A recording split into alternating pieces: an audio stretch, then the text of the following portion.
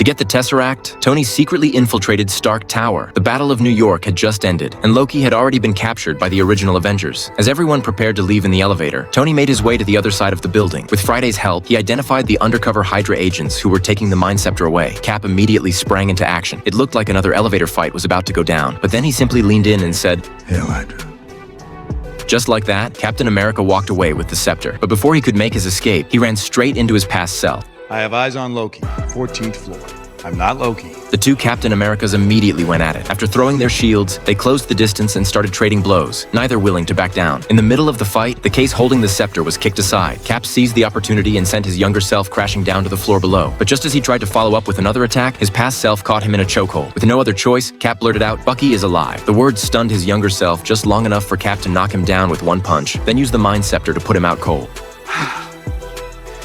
That is America's ass. Meanwhile, Tony disguised himself as a security guard and teamed up with Ant-Man. Scott slipped inside the original Iron Man suit's arc reactor and disconnected a device, causing Tony's past self to suddenly collapse. In the chaos, the case containing the tesseract was kicked straight toward future Tony. The plan was seconds away from working when Hulk suddenly burst onto the scene and slammed Tony aside. The tesseract rolled right to Loki's feet. Loki took one look at it, picked it up, and instantly teleported away. They had secured the Mind Scepter, but losing the tesseract meant the plan had failed. Even worse, they only had enough Pym particles left for one final trip. Once Tony collected himself, he came up with another idea: travel back to New Jersey in 1970. Not only was the tesseract there, but so was a large supply of Pym particles. While he and Tony made one more jump through time. After arriving at SHIELD's original base, the two split up. Tony slipped into a research lab, cut open a secure vault, and finally found the tesseract. But just as he was about to leave, he unexpectedly ran into his father, Howard Stark. Fighting to keep his emotions under control, Tony lied and told him he was a visitor from MIT. Well, I'm Howard Stark.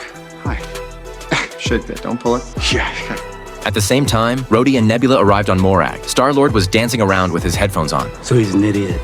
The two easily knocked him out, grabbed the key to the vault, and successfully recovered the Power Stone. But just as they were about to return, Nebula's system was suddenly compromised. It turned out that the Thanos from this timeline had gained access to her memories from the future. He captured Nebula, then sent her past self back to the future in her place. Hawkeye and Black Widow, meanwhile, traveled to Vormir. There, Red Skull told them that claiming the Soul Stone required a sacrifice. They had to give up the person they loved most. Almost immediately, both of them made the same decision. Hawkeye jumped off the cliff first, but Black Widow caught him. In the end, Natasha broke free from Clint's grip and fell to her death. Hawkeye could do nothing but watch as she disappeared below. When he opened his eyes again, the Soul Stone was already in his hand. Meanwhile, Thor and Rocket infiltrated Asgard to extract the Reality Stone from Jane, while Rocket successfully extracted the Ether. Before they left, Thor reached out his hand, wanting to know if he was still worthy of Mjolnir.